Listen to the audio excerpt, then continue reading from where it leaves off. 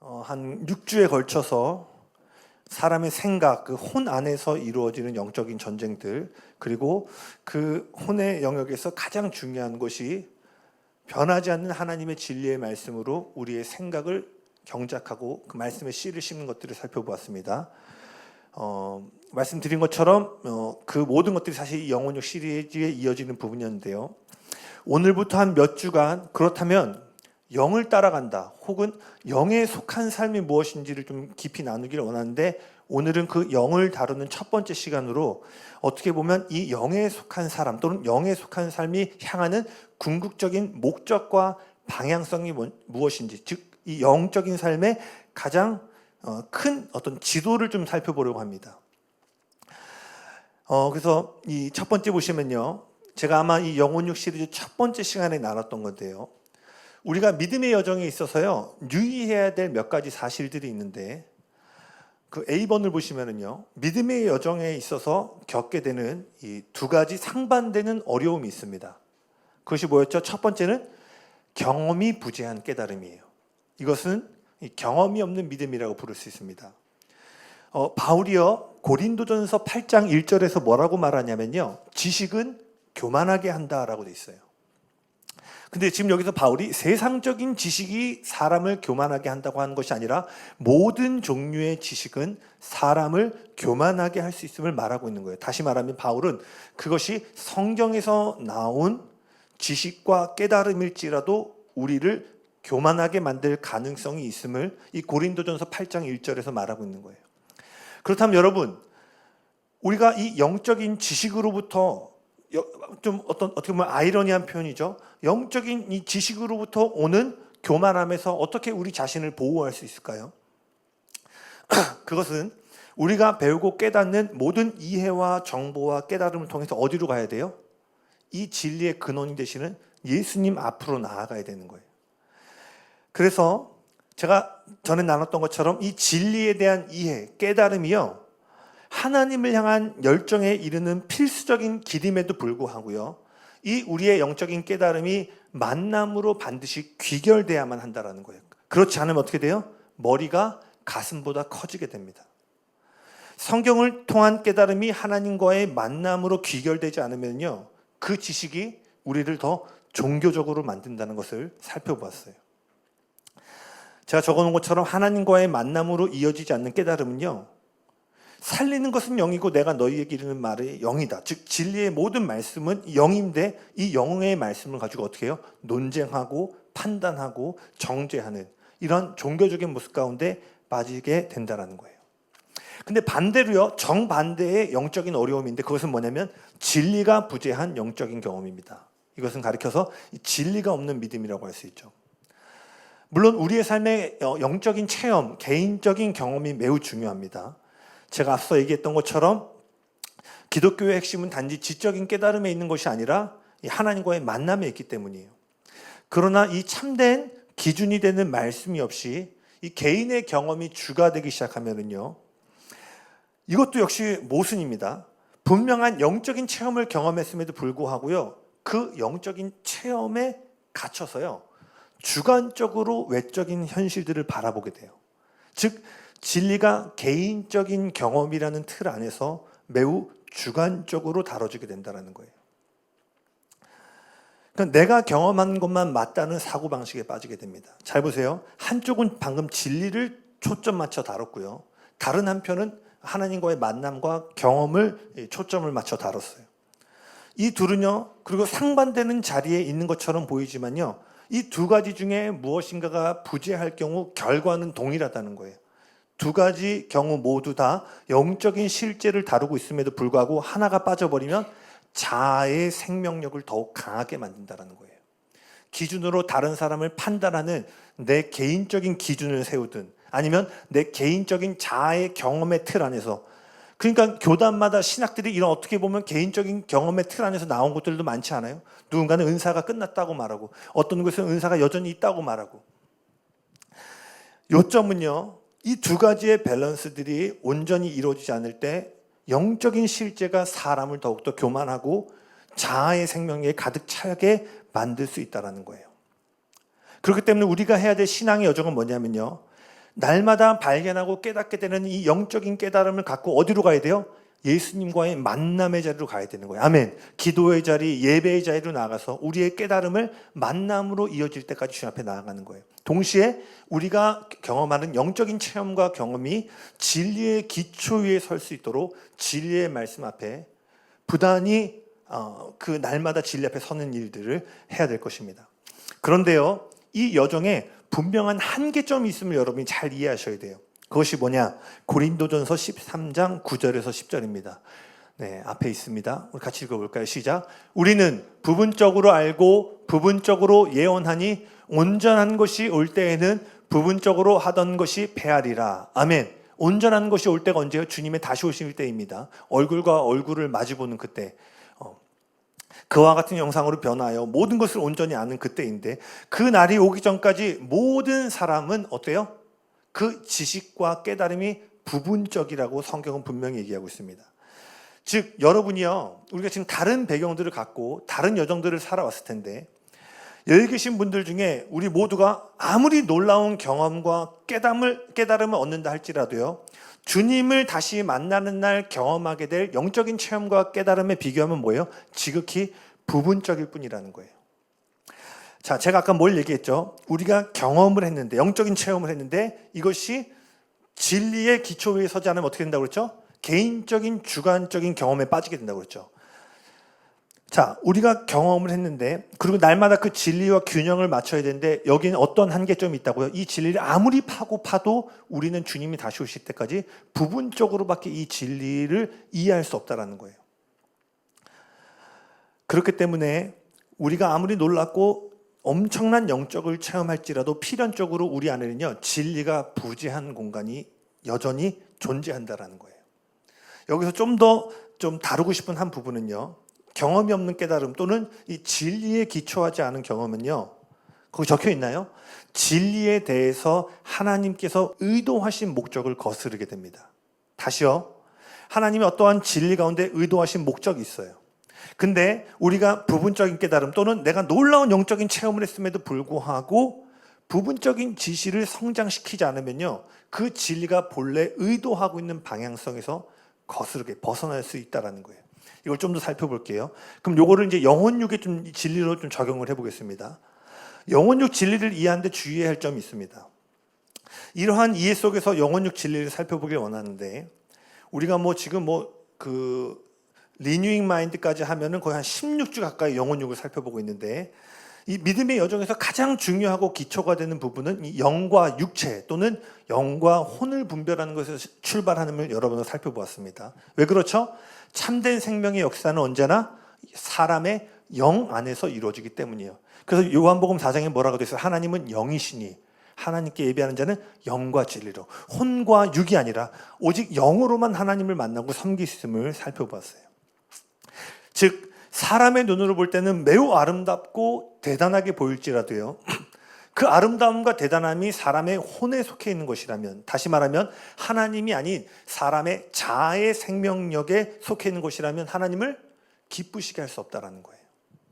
그 의도와 목적이 아무리 좋은 것이라 할지라도요, 영적인 생명력이 아닌 사람의 자아의 생명력에 기초한 것이라면 하나님의 기쁨이 될 수 없습니다. 대표적인 예를 하나 꼽아보면요, 사무엘하 6장에요, 우스다 사건이 나옵니다. 이 다윗이 그 언약궤를 예루살렘으로 1차 처음으로 옮기는 장면인데요, 다윗이 거의 20년 가까이, 20년에서 한 20몇 년 사이 이 동안 이 10대 때 예언을 받고 그 온 이스라엘의 왕이 됐죠. 근데 그가 20년이 넘도록 기다려서 온 이스라엘의 왕이 되자마자 했던 첫 번째 일이 뭐냐면 하나님의 언약궤를 예루살렘으로 모시고 오는 일이었어요. 이것은 다윗의 평생에 그가 무엇을 가장 가치 있게 여기고 있었는가를 드러내는 장면이에요. 여러분, 그 언약궤를 살펴보시면은요, 최소 4명의 사람들이 그 언약궤를 짊어질 수 있는 정도의 크기와 무게입니다. 근데 이 사무엘하 6장을 보면은요, 이 4명이서 들 수 있는 언약궤를 이동하기 위해서 다윗이 몇 명을 고용한 줄 아세요? 3만 명을 고용했어요. 4명이면 들고 나를 수 있는, 앞에서 나팔 부는 사람 하면은 8에서 10명만 돼도 옮길 수 있는 이거를요, 3만 명을 대동해서 구한 거예요. 마치 예를 들어 이런 거예요. 오늘 진양 형제가 집에 언약궤 모시고 있었는데 누가 초인종을 딱 누른 거예요. 누구세요? 하고 문을 열었는데 3만 명이 집 앞에서 나를 쳐다보고 있는 거예요. 그러니까 다윗이 얼마나 이 하나님의 임재를 향해 사모하는 마음이 가득한지를 아시겠죠. 그런데 이 본문 말씀을 아시는 분들은 알겠지만 안타깝게도 이 언약궤를 옮기는 이 과정은요, 끔찍한 죽음으로 끝나버리게 됩니다. 이 아비나답이라는 사람의 집에 이 언약궤가 있었는데 다윗이 이 3만 명을 데리고 아비나답의 집에 갔죠. 그리고 초인종을 누르고 이 언약궤를 예루살렘으로 모셔가겠다 해가지고 3만 명의 사람들이 이 언약궤를 옮겨가고 있는데 그 이동하던 중에 나곤의 타작마당이라는 곳에 이르렀대요. 이 언약궤를 소가 끄는 수레에 싣고 있었는데 소가 그 나곤의 타작마당에서 뛰기 시작할 때요, 우사라는 사람이 하나님의 언약궤가 땅에 떨어질까 봐 급하게 그 언약궤를 붙잡았는데 그 순간에 어떻게 했냐면 성경에 하나님이 진노하셨다고 되어 있어요. 하나님이 진노하심으로요, 우사가 그 자리에서 죽음을 당하게 됩니다. 생각해보세요. 3만 명이 있는데요, 축제의 퍼레이드의 장면이었는데 한순간에 한 사람이 죽고 모든 것이 멈춰버린 거예요. 근데 사실 언약궤를요, 소가 끄는 수레에 담아 이동한 것은요, 원래 블레셋 사람들이 했던 방법입니다. 그 앞에 보면은요, 엘리제 사장의 타락과 그 자손들이 타락해서요, 마지막에 거의 미신적인 용도로 언약궤를 들고 나가면 이길 거다 해가지고 그냥 부적 쓰듯이 이제 언약궤를 전쟁터에 내밀었다가 이 블레셋에게 빼앗기게 되죠. 그러나 하나님의 임재의 역사로 이 언약궤가 블레셋에 가는 곳마다 뭐 병이 일어나고 막 하니까 이 블레셋 사람들이 안 되겠다, 다시 이들에게 돌려보내야 되겠다 하면서 그들이 이걸 만지면 죽을까 봐 어떻게 했냐면 소가 끄는 수레에 담아서 이 소가 가다가 이스라엘이 있는 곳을 향하면은 하나님이 보내시는 거고 그 소가 이제 막 새끼를 낳아가지고 새끼를 여기다 묶어놨거든요. 그러니까 엄마니까 이 새끼 소리를 듣고 다시 돌아오면 이 언약궤는 이스라엘 향해 가는 것이 아니다라고 했는데 이 어미소가 이 아이가 움에도 불구하고 이 언약궤를 수레에 끌고 가게 됩니다. 그러니까 이게 이 수레에 끄는 방법은 이 블레셋 사람들의 방법이었어요. 근데 이 1차 법궤 실패 이후에 다윗이 뭘 보냐면 이 율법을 통해서 뭘 보게 되냐면 레위 사람만이 이 언약궤를 이동할 수 있다는 사실을 발견하게 돼요. 다윗의 실패는 어떤 일이 있었어요? 그의 동기가 잘못됐나요? 그의 준비가 부족했나요? 아니, 이것보다 어떻게 더 많이 준비할 수 있죠? 근데 문제는 뭐예요? 사람의 방법, 육체의 방법, 자아가 의도한 방법을 택했을 때요, 아무리 영적으로 올바른 동기가 있고 외적으로 그의 열심을 담아내는 어마어마한 헌신과 희생이 있다 할지라도요, 이게 뭐예요? 하나님께 기쁨이 될 수 없었다라는 거예요. 이처럼 올바른 동기로부터 시작되고 그 과정이 누가 봐도 아름답고 대단할지라도 혼에 속하면, 자아에 속한 것은 하나님을 기쁘시게 할 수 없다라는 거예요. 그래서 요한복음 3장 6절에 이렇게 되어 있죠. 육에서 난 것은 육이요 영에서 난 것은 영이다. 육에서 태어난 것은 아무리 아름답게 치장한다 할지라도 육일 뿐이라는 거예요. 그리고 요한복음 6장 63절에서는 예수님 이렇게 말합니다. 살리는 것은 영이니 육은 무익하다. 즉 다시 얘기합니다. 자아의 생명력을 붙잡고 행하는 모든 종교적인 헌신과 희생이요, 남들이 볼 때는 어마어마한 희생과 아름다울지라도 이것이 자아의 생명에 기초하다는 뭐예요? 제가 오늘 이 설교를 하는데 여러분께 아무리 감동을 주고 여러분을 울리고 웃겨도요, 제 심령 안에서 이것을 영의 힘을 의지하지 않고 자아의 지식과 깨달음을 의지하여 설교하면 어떻게 돼요? 사람에겐 영향을 줄 수 있을지 모르지만 저는 하나님 앞에 기쁨이 될 수 없다라는 거예요. 그렇게 아무리 어떤 사람에게 탁월한 지식이 있고 뛰어난 재능이 있고 그의 헌신이 감히 누가 따라할 수 없을 정도의 수준에 이르르고 그 사람의 정서가 굉장히 풍성해서요, 표현력이 뛰어나고 또한 강한 의지가 있어서 한 번 결심하면 어떤 방법을 통해서든 그것을 밀어붙이고 돌파하고 이뤄낸다 할지라도요, 혼에 속해 있다면 참된 생명과는 아무 관계가 없다라는 거예요. 왜요? 육은 무익하고 오직 영만이 생명을 줄 수 있기 때문입니다. 이처럼 영혼육에 대한 진리는요, 영적인 세계와 사람의 존재에 대해서요, 아주 심오한 본질적인 부분을 다룹니다. 그렇기 때문에요, 이 사람이 이 영혼육에 대한 진리를 처음 들으면요, 그리고 깨닫게 되면 놀라게 돼요. 아마 이 주제를 다룰 때요 많은 분들이 그런 얘기를 했는데, 아마 이 영혼육을 이 시리즈를 통해서 처음 들으셨던 분들은 이걸 통해서 되게 자신의 신앙을 돌아보고 되게 새로운 관점들을 알게 되었고, 심지어는 오랜 세월 내가 신앙생활을 정말 열심히 하고 있는 줄 알았는데 그렇지 않았던 부분들을 고백하는 이야기도 듣게 되었어요. 저도 마찬가지, 처음 제가 이 영혼육에 대한 것들, 이런 영적인 세계를 이해할 때 너무너무 놀란 거예요. 나는 예전에 그냥 했던 일인데, 내가 그냥 청년부 회장하고 뭐 어릴 때도 딴 데 교회에서 그게 다 하나님이 사시는 기쁨이 아니었을 수도 있구나. 내가 육으로 혼으로 했을 수도 있구나. 막 이런 것들이, 영적인 도회가 막 일어나기 시작하는 거죠. 그러니까 놀라게 돼요. 그런데요, 이 영혼육의 진리가 향하는 궁극적인 목적과 방향성을 이해해야지만 이 진리를 향한 하나님의 목적과 의도를 발견하고 그에 순종할 수 있게 됩니다. 그렇지 않으면 어떻게 되냐? 이 영적인 지식이 가져오는요, 교만함이라는 함정에 빠지게 됩니다. 그렇다면 영혼육의 진리가 향하는 궁극적인 목적이 무엇일까요? 앞으로도 몇 주에 걸쳐 살펴보겠지만 영혼육의 핵심은 간단하게 말하면요, 바울이 고린도전서 3장에 말하는 영에 속한 사람이 되는 것입니다. 그리고 영에 속한 사람이 된다는 것은 복잡하지 않아요. 성령님께 인도함을 받는 삶을 말하는 거예요. 그리고 성령을 쫓아 행하는 상태가 뭐냐? 영에 속한 상태다라고 성경은 얘기하는 거예요. 요한복음 14장에서요, 제가 지지난 주일에도 한번 나눴던 것 같은데, 예수님께서 처음으로 성령님에 대해서 언급하는 장면이 요한복음 14장에 나옵니다. 요한복음 14장 16절입니다. 요한복음 14장 16절, 우리 같이 읽어볼까요? 시작. 내가 아버지께 구하겠으니 그가 또 다른 보혜사를 너희에게 주사. 아멘. 자, 여기 보시면 또 다른에 사용된 헬라어 알로스는요, 정확하게 동일한 것을 의미합니다. 마치 이런 거예요. 제가 뭐 A라는 차를 샀어요. 근데 어떤 사람이 와서 며칠 뒤에 똑같은 A라는 차를 샀어요. 자, 그럼 제 차하고 이 사람의 차는 똑같나요? 안 똑같나요? 똑같죠?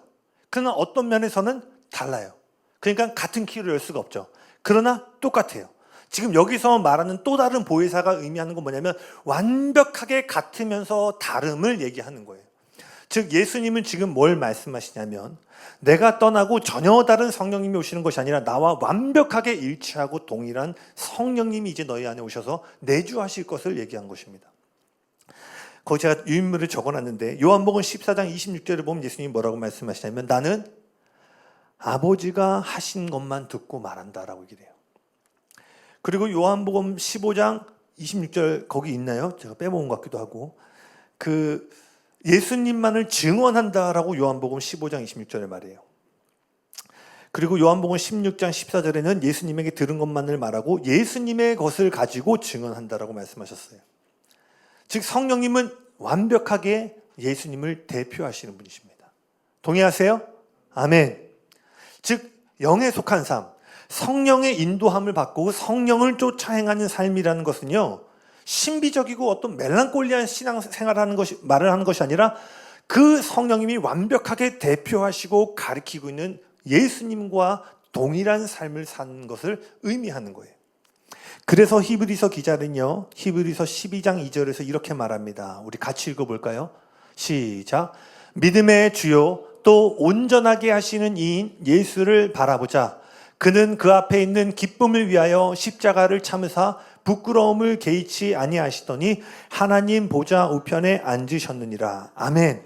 믿음의 주요 또 온전하게 하시는 이인 예수를 바라보자. 이것이 영에 속한 삶의 가장 핵심이 되는 부분이에요. 자, 믿음은 어디에서 일어나는 거예요? 오직 영에서 일어나는 거예요. 맞습니까? 혼과 육에서 일어나는 게 믿음이 아니라, 그래서 믿음은 뭐예요? 혼의 차원에서는 해석이 안 되고 이해가 안 되는데 믿음은 믿어지는 거죠. 왜? 영에서 일어나는 믿음의 영역에서 이 믿음의 반응을 향하는 궁극적인 목적은 뭐예요? 믿음의 주요, 원어로 보면은 믿음의 창시자요, 믿음의 완성자가 되시는 예수를 바라보는 것이 영에 속한 활동의 가장 핵심이 되는 부분이라는 거예요. 아멘이십니까? 다시 말합니다. 영에 속한 삶, 영에 속한 사람이 된다는 것은 궁극적으로 예수님을 온전히 바라보는 자리에 나아가는 것입니다. 그런데요, 제가 지금 이 설명한 영에 속한 삶의 가장 핵심이 되는 예수님을 바라보는 일에서 이탈하게 되면요, 그때부터 이 영혼육의 지식이요 문제를 일으키게 됩니다. 이 영혼육의 지식이 우리를요 믿음의 함정 가운데 빠뜨리게 만들어요. 좀 더 설명해 볼게요. 사람들이요 영혼육에 대한 진리를 처음 듣고 깨닫게 되면 아까 말한 것처럼 상당히 놀라게 됩니다. 자신이 이전에 이해하지 못했던 영적인 세계와 현실들을 이렇게 바라보고 마주하게 되면서요, 와, 이게 영에 속한 일이고 이게 육에 속한 일인데 이 차이가 겉으로 보기에는 얼마 안 나는 것 같지만 하나님의 나라에서 어마어마하게 차이를 내는구나. 그리고 이 사람이 거듭난다고 하는 것이 그냥 주일날 교회 나오는 차원이 아니라 사람의 영 안에서 이런 놀라운 일들이 일어났구나 깨닫게 되죠. 그러니까 어떻게 돼요? 이 영혼육을 알면 육체에 속한 것을 이제 내려놓고 영에 속한 것을 날마다 추구해야겠다라는 결심을 하게 돼요. 여러분, 이 영혼육 시리즈를 통해 그런 도전들이 오셨나요? 이전처럼 신앙생활을 똑같이 하지만 내 영으로 이제 이것들을 붙잡고 행하기를 원하는 도전들 아마 여러분이 있으셨을 거예요. 그런데 다시 말하지만 영에 속한 삶의 핵심이 되는 믿음의 주여 온전케 하시는 예수를 바라보는 이 일에서 이탈하게 되면 어떤 현상이 나타나게 되냐면요, 사람이요 지금 내가 하는 것이 영에 속한 것인가 혼에 속한 것인가, 더 나아가서 지금 저 사람이 하는 일이 영에 속한 것인가 혼에 속한 것인가를 분석하는 일에 몰두하게 돼요. 자, 영과 혼 또는 영과 육체, 자, 영과 육체를 대조할 때는 이 몸과 혼이 다 포함되어 있다라고 말씀드렸죠. 이 사르크스라는 단어인데 헬라어로. 자, 영과 육체, 영과 혼을 분별하는 일은요 영에 속한 삶의 궁극적인 목적이 아닙니다. 여러분 잘 들으셔야 돼요. 지금 뭐 십몇 줄 이걸 들었기 때문에 오늘 이 그림을 잘 가져가셔야 돼요. 이것은요 따라오는 거예요. 진리의 영이신 성령님의 사역의 가장 핵심이 되는 부분은 예수님을 증거하는 것이기 때문입니다.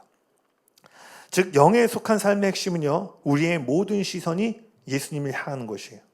주와 합하여 한 영이 된 우리가 그 지성소 깊은 곳 가운데 나아가 예수님과 바라보고 그분과 교제하는 친밀함 가운데 거할 때요, 그때 뭐예요? 무엇이 영에 속한 것이고 무엇이 육체에 속한 것인가에 대한 분별력을 갖게 되는 거예요. 지금 잘 따라오고 계신가요? 그래서 위조지폐 감별사들이 하는 일이 뭐죠? 진폐를 주목해서 보죠. 왜? 진짜를 보면은 가짜가 무엇인지 오는 분별력은 어떻게 되는 거예요? 따라오게 되는 거예요. 다시 말하지만 이 영과 혼을 구분하는 분별력은 믿음의 주요 온전케 하신 예수를 바라볼 때 따라오는 것입니다. 즉 영과 혼을 분별하는 분별력은요, 여기 잘 들으셔야 돼요. 언제나 예수님의 인격과 사역 안에 존재해야 됩니다. 다시요. 이 영혼육에 대한 지식과 깨달음 또 이로 인한 고도의 영적인 분별력은요 반드시 예수님의 인격과 사역 안에 놓여져야 돼요. 그런데 이 영에 속한 삶의 핵심에서 이탈하게 되면 다시 말합니다, 이것을 구분하는 일에 몰두하게 돼요. 그래서 자신과 다른 사람에 대해서 자꾸 이 기준을 가지고 분석하려고 합니다. 근데 여러분 잘 기억하셔야 돼요. 그러한 영적인 분석과 분별력이 매우 정확할지라도요 그 분별력이 예수님의 인격과 사역을 나타내지 못하면은요 나도 모르게 이 분석과 분별이요 판단으로 기울게 돼요. 이걸 좀 더 살펴볼게요. 그 세 번째 보시면 예수님이 이 땅에 오신 목적, 영에 속한 삶의 궁극적인 목적. 정리하면은요 영혼육의 진리를 통해 영에 속한 사람이 된다는 것은 예수님만을 바라보는 자리에 서는 것입니다. 그렇다면 여러분 예수님만 바라본다는 게 뭘까요? 믿음의 주 온전케 하신 예수를 바라본다. 이것은 간단하게 말하면 예수님이 이 땅에 오신 목적과 동일한 삶을 사는 거예요. 아멘이십니까? 예수님을 바라본다는 것은 모나리자 그림 보듯이 감상하고 인사이트와 깨달음과 감격을 얻는 것이 아니라 예수를 바라본다는 것은요 이 땅을 오신 예수님과 동일한 목적 안에 들어가서 이 땅을 걸으셨던 예수님과 일치되는 삶을 사는 것이에요. 그럼 여러분 질문해 볼게요. 예수님이 왜 이 땅에 오셨을까요? 아마 많은 대답들을 이미 알고 계실 거예요. 성경은요 예수님이 이 땅에 오신 다양한 이유들에 대해서 이야기하고 있습니다. 요한일서 2장 2절, 3장 5절에는요 우리의 죄를 구속하기 위해 이 땅에 오셨다라고 말해요. 또 다른 본문 요한일서 3장 8절에서는 그 아들이 오신 이유는 마귀의 일을 멸하기 위하여 오셨다라고 되어 있습니다. 또 로마서 5장 6절에서 11절을 보시면 이 구절들 나중에 좀 메모하시고 읽어보시면 좋을 것 같아요. 예수님이 왜 오셨냐? 우리가 마땅히 받아야 될 형벌을 대신 받기 위해서. 그래서 우리가 마땅히 가야 될 자리에 그분이 가심으로, 그분이 마땅히 계셔야 될 자리로 우리를 이끄시기 위해서 이 로마서 말씀은 예수님이 오셨다라고 얘기를 해요. 바로 영생의 삶인 거죠. 그리고 이 요한복음 10장에 보면은 아들이 온 것은 양으로 생명을 얻고 더 풍성하게 넘치는 생명력을 주기 위해서 이 땅에 오셨다라고 얘기하고 있어요. 이 밖에도요, 성경은 예수님이 왜 이 땅에 오셨는지에 대한 다양한 이유들을 이야기하고 있습니다. 그러나 여러분 잘 기억하셔야 돼요. 지금 제가 말한 이유들, 또는 제가 아직 지금 언급하지 않은 예수님이 이 땅에 오신 다양한 모든 이유는요, 이 한 가지 가장 큰 이유에서 비롯되었어요. 그게 뭐냐면요, 하나님 아버지를 나타내기 위함입니다. 대속하고 마귀의 일을 멸하고 풍성한 생명을 이 모든 것들이 결국 뭐 때문이라고요? 하나님 아버지를 계시하기 위하여 오셨다라는 거예요. 즉 예수님이 이 땅에 오신 가장 중요하고 첫째 되는 이유는 뭐라고요? 하나님 아버지를 나타내기 위함입니다. 그래서 예수님은 스스로 말하지 않고 오직 아버지가 말한 것만 말하고 아버지가 행하는 것만을 보고 행한다고 하셨어요. 예수님의 모든 말과 행동은 아버지를 의지하고 있었고 그분이 행하시는 모든 말과 행동은 아버지에 대한 것임을 이야기하셨어요. 그래서 요한복음 14장 9절 한번 읽어볼까요? 요한복음 14장 9절 읽겠습니다. 시작. 예수께서 이르시되 빌립아 내가 이렇게 오래 너희와 함께 있으되 내가 나를 알지 못하느냐? 나를 본 자는 아버지를 보았거늘 어찌하여 아버지를 보이라 하느냐? 아멘. 예수님의 모든 말과 행동과 그분의 모든 인격이요, 예수님을 나타내고 있었기 때문에 예수님이 뭘 말하는 거예요? 네가 나를 보면 아버지를 본 것이다.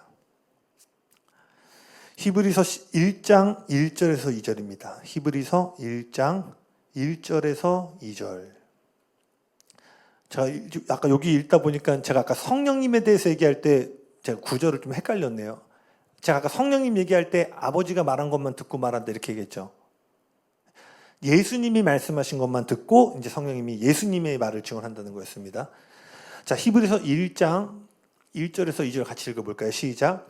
옛적에 선지자들을 통하여 여러 부분과 여러 모양으로 우리 조상들에게 말씀하신 하나님이 이 모든 날 마지막에는 아들을 통하여 우리에게 말씀하셨으니 이 아들을 만유의 상속자로 세우시고 또 그로 말미암아 모든 세계를 지으셨느니라. 아멘. 그 유인물에 이 구절이 있나요? 이 모든 날 마지막에는 아들을 통하여 우리에게 말씀하셨으니 밑줄 쳐주세요. 아들을 통하여 우리에게 말씀하셨어요. 여러분 혹시 미디어를 통해서요 이렇게 대통령 대변인을 보신 적 있나요? 네, 요즘도 계속 미디어에 이제 대통령 대변인이 나와서 브리핑을 하죠. 여러분 대변인의 역할이 뭐죠? 대변인은 자신의 뜻과 생각을 말하는 사람이 아니죠. 대통령의 대변인은 뭐예요? 대통령이 결정하고 생각하는 의도와 계획들을 뭐예요? 대신해서 말하는 사람이에요. 그래서 우리는요, 대통령을 직접 마주보거나 직접 듣지 못한다 할지라도 대변인을 통해서 누구를 보는 거예요? 대통령을 보게 되는 거예요. 왜? 이 대변인이 하는 모든 말과 행동은 뭐예요? 대통령을 나타내고 있기 때문이에요. 이처럼 우리는 미디어를 통해 대통령을 직접 보지 않지만 대변인을 보는데 대통령을 보는 겁니다. 즉 이 히브리서 1장 1절에서 2절의 말은 뭐예요? 하나님께서 자신의 대변인으로 예수님을 세우셨다라는 거예요. 그래서 우리는 영이신 아버지 하나님을 볼 수는 없지만 그 하나님을 대변하는 아들을 통해서 영이신 하나님을 보게 되는 것입니다. 이것이 히브리서 기자가 하는 말이에요. 즉 뭐예요?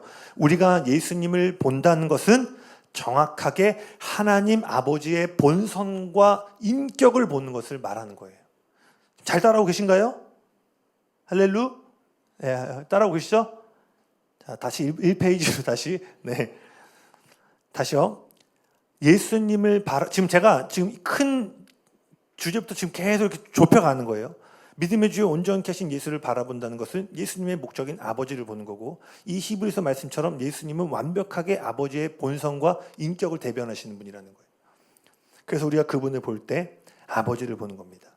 즉 영에 속한 사람, 영에 속한 삶의 가장 궁극적인 목적은 뭐 이런 은사, 저런 은사, 방언, 예언 뭐 이런 것도 있지만요. 그것이 핵심이 아니라 뭐예요? 예수님이 지금 가장 우선적으로 갖고 있는 목적, 하나님 아버지의 인성격과 본성을 나타내는 것이 뭐예요?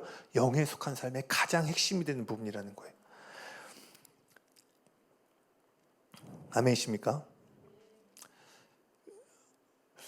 그런데 비극적이게도, 그리고 특별히 제가 이 많은 사람들을 만나면서 제 마음의 안타까움으로 자리 잡고 있는 것 중에 하나가 뭐냐면요, 오늘날 가정의 모습 때문에요. 예수님이 지금 지니고 계신 이 가장 중요하고 가치 있는 목적이요, 고난을 받고 있어요. 다시 말하면 이 세대 가운데 아버지라는 이 주제와 계시가요, 별로 가치 있게 여겨지고 있지 않다라는 거예요. 그래서요, 보시면요, 제가 개인적인 사역의 경험을 통해서 보는 건 뭐냐면요, 너무나 많은 사람들이요, 육신의 아버지로부터 깨어진 경험을 갖고 있어요. 뭐 여기 계신 분은 다 이해하시겠지만 한국이요, 1950년도에 한국 전쟁이 일어났어요. 그리고 1953년에 이제 미국과 다른 나라들이 개입을 하면서 이제 이것이 휴전이 됐죠. 그리고 그때 아시겠지만 이 3년 동안 약 300만 명의 사람들이 죽었고요, 고아가 쏟아지듯이 나왔어요. 지금 우크라이나에 고아들이 엄청 많대요.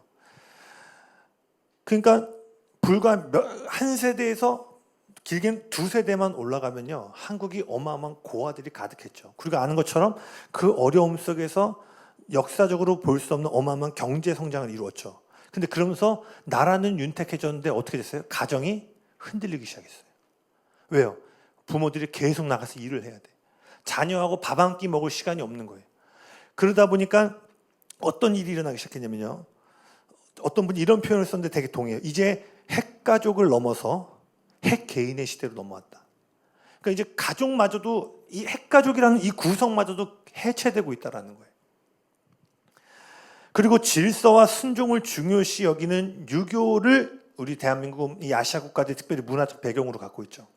그래서요, 한국 사회 속에서요, 여기 계신 분들 중에 아니신 분들이 있겠지만요, 제가 경험한 90년대 이상까지는 모르겠습니다. 80년대부터 그 밑에 모든 세대를 제가 만나봤을 때 대부분이요, 아버지와 정서적인 교감을 나누고 있는 사람들을 거의 찾아보기가 어렵습니다.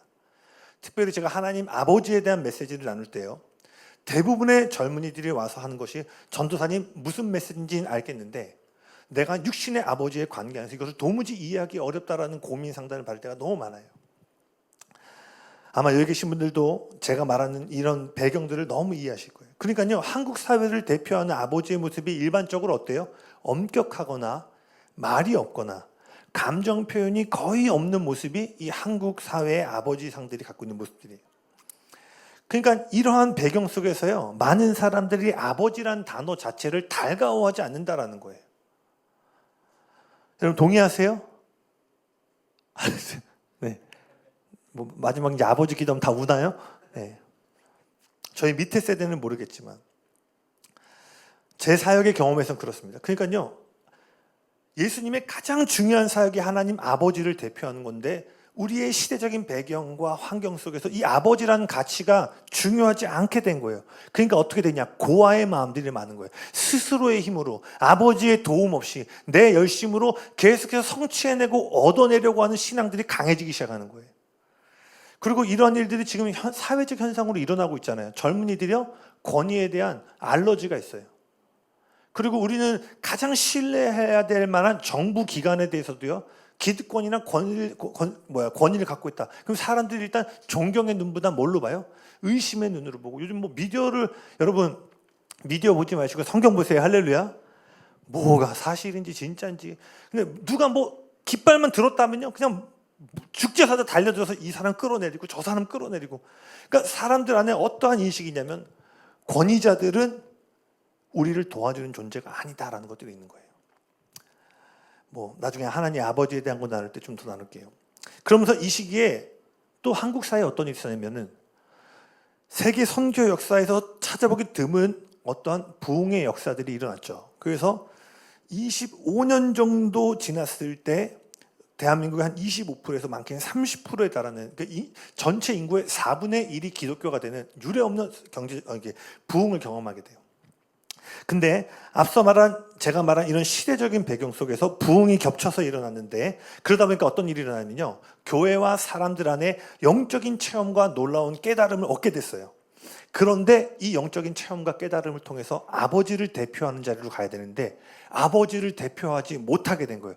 그러면서 은사주의나 이런 것들 왜 욕을 먹냐, 여러분도 그런 경험 있으셨는지 모르겠는데, 한때 정말 성령님이 한국교회를 강타하실 때요, 사역자만이 아니라 막 집사님, 권사님들에게 막 하나님의 영이 임하셨죠. 그러니까 곳곳에서 사역자가 아닌데도 막 영의 역사가 일어났어요. 그럼 이제 어떤 일이 일어나요? 담임 목사님 제치고 가는 거예요. 자기가 받아서 이 권위를 연결하고 성숙하게 이걸 풀어내야 되는데, 야, 목사님보다 자기가 더 은사가 있는 거예요. 그러니까 목사님 뒤에 검은 게 보여. 그러니까 어떻게 상담을 권사님한테, 그러니까 교회 마찰이 일어나면 어떻게 돼요? 이런 권사님들이 산에 가서 기도원 차리는 거예요.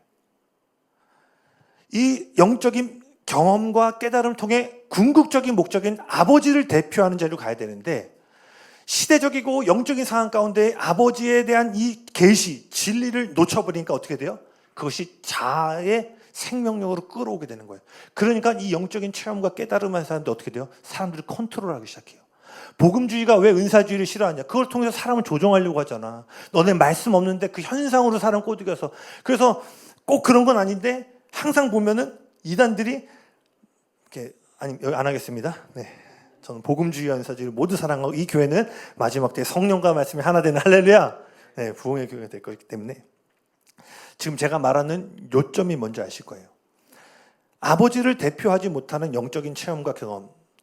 오늘 이 주제를 맞으면 여러분이 아버지를 대표하지 못하는데 영혼육에 대한 진리를 아무리 깊이 깨닫고 영적인 세계를 도회를 할 수 있다 한들 그 깨달음이 아버지를 대표하지 못하면요, 여러분은 여러분 자신을 아버지로부터 여러분 자신이 멀어질 뿐만 아니라 여러분 주변에 있는 사람들 또한 아버지로부터 멀어지게 만든다는 거예요. 이게 누가복음 9장에 나오는 제자들에게 일어난 일이에요. 누가복음 9장 하반절 보면요, 이제 51절에 보면은요, 제자들이 이 사마리아인의 마을에 들어간 장면이 나옵니다. 근데 이때 야고보와 요한이요, 이 사마리아 들렸다가 이제 예루살렘으로 가야 되니까 자기들이 머물러야 되는데 사마리아 마을에서 아무도 예수님과 자신들을 영접하지 않는 거예요. 그러니까 야고보와 요한이 이게 꼭지가 돈 거예요. 그래서 예수님께 딱 한 거예요. 예수님, 하늘에서 불을 내려서 이 도시의 사람 다 죽여버리자고. 그러니까 예수님이 어떻게 해요? 말도 안 되는 소리 하지 마면서 꾸짖 혼내는 장면들이 누가복음 9장에 나와요. 말도 안 되는, 이런 건 안 나오고요. 제가 각색한 거고요. 네. 그들이 하늘로부터 불을 내려, 그리고 다른 성경에 보면 이들의 이 근거가 구약의 엘리야가 하늘로부터 불을 내려 하나님을 대적하는 사람들을 불태웠던 이 말씀을 근거로, 영적인 진리를 근거로 사마리아 사람들을 불에 태워 죽이기를 원했다는 거예요. 근데 여러분, 이들이 얼마나 영적인 세계가 열려 있었냐면요, 어떠한 은유적인 표현에서 하늘에서 불을 내려달라가 아니라 그들은 진짜 예수님이 말하면 하늘에서 불이 떨어질 것을 믿고 있었던 거예요. 그 정도로 그들은 영적인 세계가 지금 열려 있는 거예요.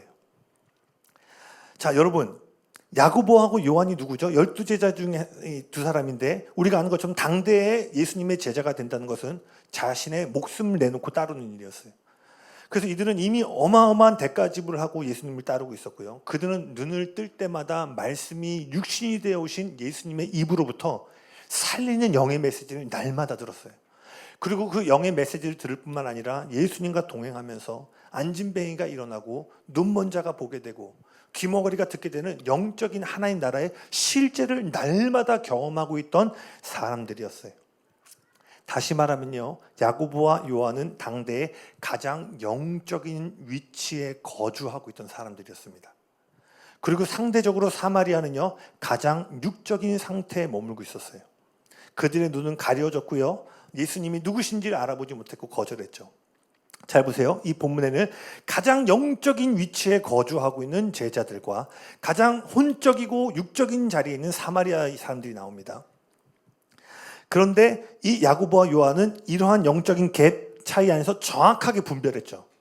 이들이 예수님을 모셔야 되는데 모시지 못하는 것을 정확하게 분석을 했어요.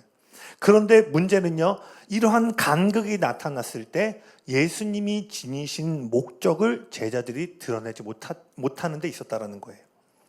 바로 이 순간은요, 하나님 아버지를 대표해야 되는 순간이었어요. 그런데 그들이 아버지를 대표하지 못한 거죠.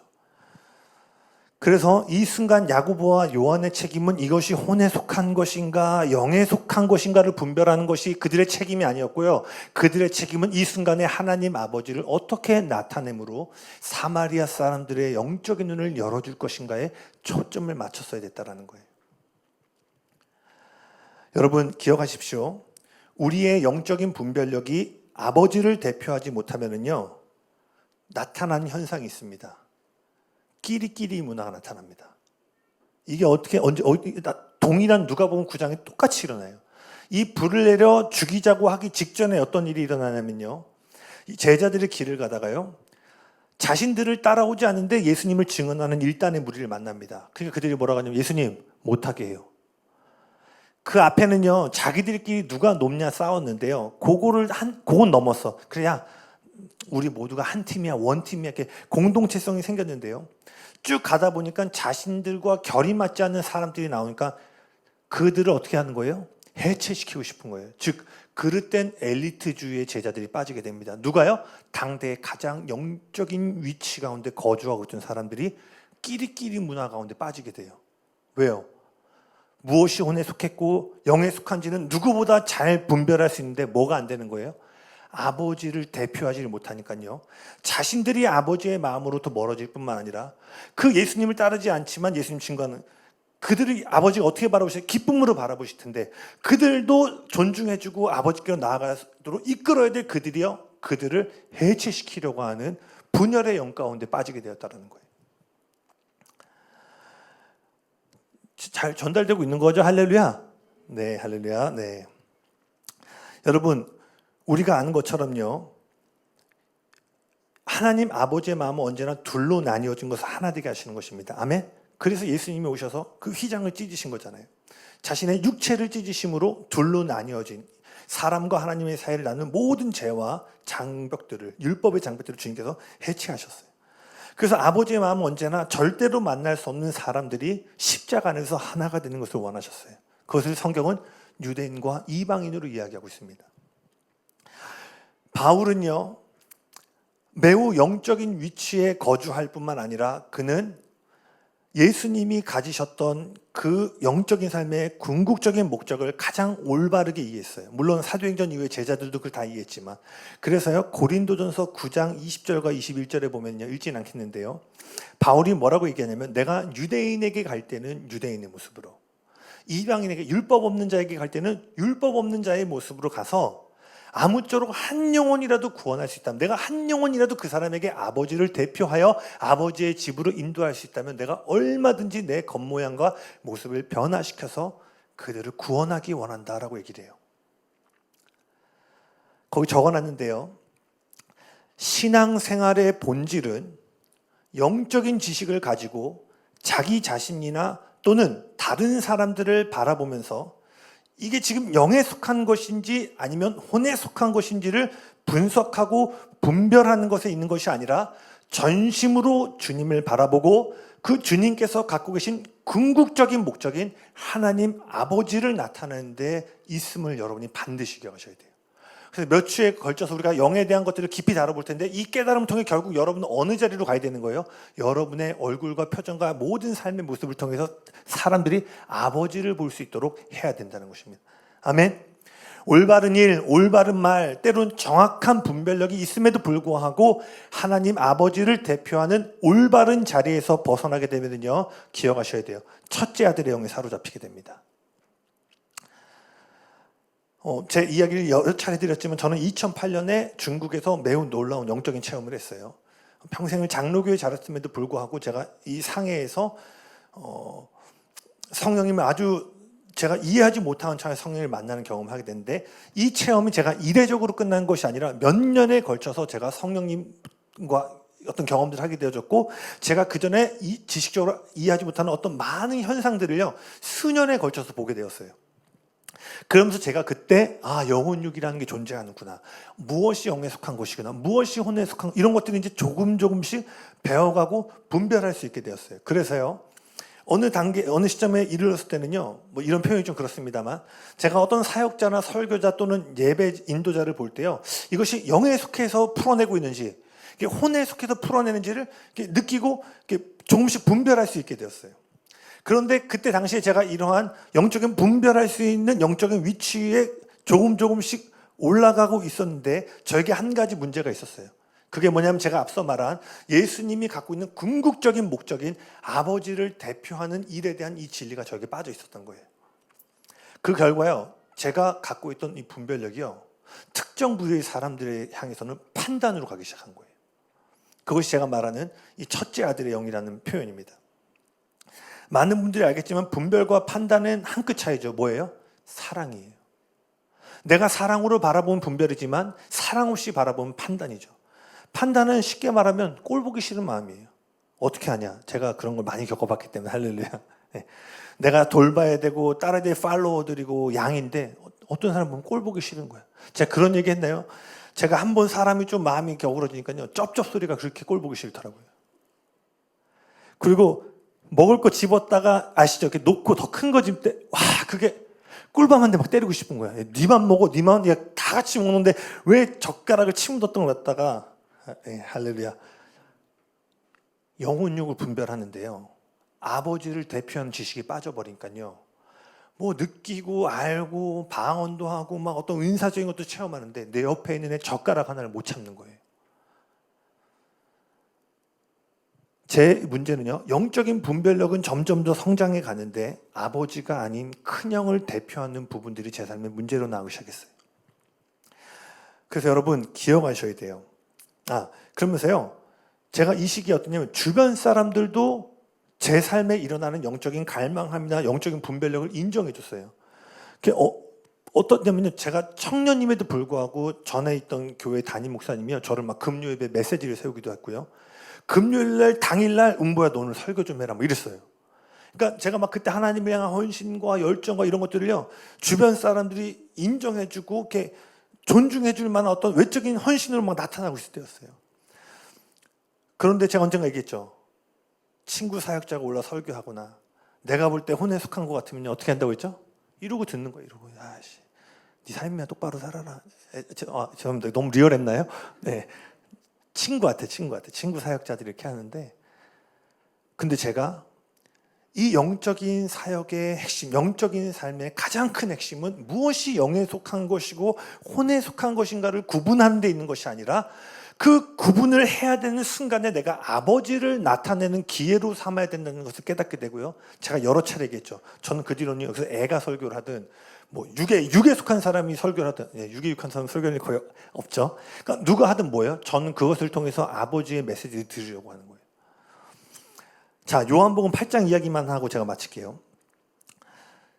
자, 잘 따라오고 계시죠? 그러니까 영에 속한 사람들은 쉽게 말하면 뭐예요? 아버지께로 인도하는 사람이에요. 할렐루야.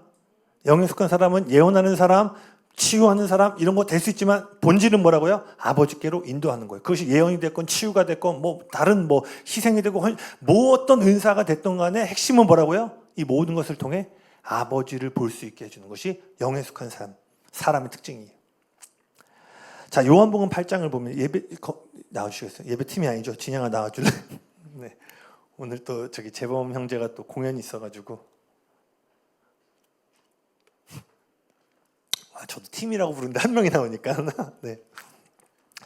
자, 요한복음 8장을 보시면은요, 그러니까 들으시면 돼요. 이 종교 지도자들이 가늠하다 현장에서 잡힌 여인을 예수님께 데려옵니다. 그리고 이제 예수님이 이 가늠하다 붙잡힌 여인을 어떻게 대하는지를 보려고 이렇게 한 장면이에요. 아시는 분들도 있겠지만 사실 이 장면에서요, 예수님이 가늠한 여인을 용서하면 모세의 율법을 어기는 겁니다. 그런데 만약에 거기서 돌로 치는 것을 지지하면은요, 당시에 사용은 로마법으로만 구형이 가능했어요. 그럼 어떻게 되냐? 로마법을 어기게 되는 거예요. 그러니까 이렇게 선택하나 저렇게 선택하나 예수님은 올무에 다 걸리는 거예요. 그러니까 정말 그 여인을, 그 가늠하다 붙잡혀온 여인을 심판하기 위함도 있었지만 더불어서 예수님을 올무에 빠뜨리려고 이 가늠하다 붙잡힌 여인을 데려온 거죠. 근데 이때 예수님께서요, 갑자기 이렇게 돌을 드셔서 허리를 숙이시더니 땅에다가 몇 글자를 이렇게 적게 됩니다. 성경에는 땅에 무슨 글씨가 써져 있는지를 말하고 있지 않지만요, 땅에 글을 쓰시고 일어나시더니 예수님께서 뭐라고 말씀하시냐면 너희 중에 죄 없는 자가 돌로 치라 라고 얘기를 해요. 흥미로운 사실은 뭔지 아세요?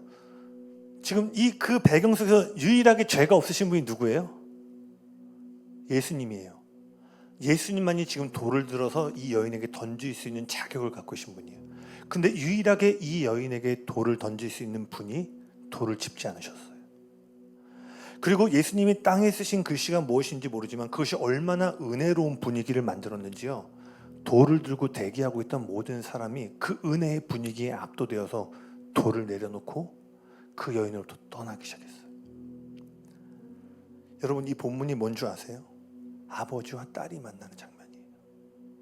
너가 육에 속해서 그래, 네가 혼에 속해서 죄에 이끌려갔으니까 네가 이런 삶을 산 거야가 아니라, 아마 여기 부모님도 동의하실 거예요. 만일 내 딸이 그와 같은 도덕적인 실패와 무너진 가운데 여러분 앞에 나왔다면 여러분의 자녀를 어떻게 하시겠어요? 오래전에요, 한 유명한 여자 연예인이요, 좀 수치스러운 어떠한 이런 일들이 대중 가운데 이렇게 오픈된 지 아주 오래전이에요. 많은 사람들이 그 여자 연예인의 치부를 이렇게 알게 되고 보게 되는 어떤 일들이 일어났어요. 그래서 그 연예인이요, 뭐 일반 사람이 그런 거를 경험해도 죽을 그건 마음이 들 텐데 수많은 사람들이 하는, 대중들이 하는. 그래서 이분이 그런 고백했어요. 자기가 자살을 하려고 했대요. 근데 자살을 하려고 마음을 먹었는데 어느 날 이제 그런 마음을 겪고 뭐 어떻게 이게 뭐 해결이 안 되니까 집에 딱 갔는데 아버지가 문을 열고 아무 말 없이 딱 안아주는데 그 순간 이 연예인이 와르르 무너지면서 거기서 죽고자 하는 마음이 떠나가고 그 아버지의 사랑 안에서 자신이 다시 살고자 하는 마음을 갖게 된 고백들을 하게 됩니다. 그리고 아마 지금까지도 되게 삶을 잘 살아내고 계신 걸로 알고 있는데, 여러분, 가장 영에 속하고 가장 완벽한 영적인 삶을 사셨던 이 예수님의 사역이 뭐예요? 이 영혼 육신을 통해서 우리가 도달해야 될 모습이라는 거예요. 혼에 속해 있고 육에 속해 있고, 물론 고도의 분별을 해야 돼요. 근데 그 일을 통해서 우리가 뭘 해야 되는 거예요? 그 간음하다 걸린 여인이 하나님 나라로 돌아와 회복되시는 것처럼 우리의 영적인 분별력과 깨달음을 통해서 여러분 주변의 사람들이 아버지를 만나게 하는 거예요. 할렐루야. 저는 그런 사람이 되고 싶어요. 내가 뭘 많이 알고, 특히나 제가 다음 세대에 대한 어떤 마음이 있냐면요, 정말 저는 1% 미만으로 봐요. 제 사역 가운데는요, 아버지와의 친밀한 만남을 경험해서 그것의 토대 위에서 아버지를 온전히 대표하는 사람들을 잘 보지 못했어요. 물론 아무리 좋은 육신의 아버지를 우리가 경험했다 할지라도요, 좋으신 하나님의 아버지를 온전히 대표할 수 없습니다. 맞죠? 그렇기 때문에 뭐 내가 좀 더 나은 아버지냐 그런 건 아니에요. 오직 영이신 하나님 아버지는 성령님을 통해서만 우리 아버지를 이해하고 대표할 수 있습니다. 그럼에도 불구하고 우리가 아는 것은요, 이 땅에 존재하는 육신의 아버지가 하나님을 대표하는 가장 첫 번째 존재라는 거예요. 뭐 저 얘기를 아시겠지만 저 같은 경우는 아버지가 7살 때 돌아가셨기 때문에 저는 아버지가 부재한 경우에 자란 케이스였죠.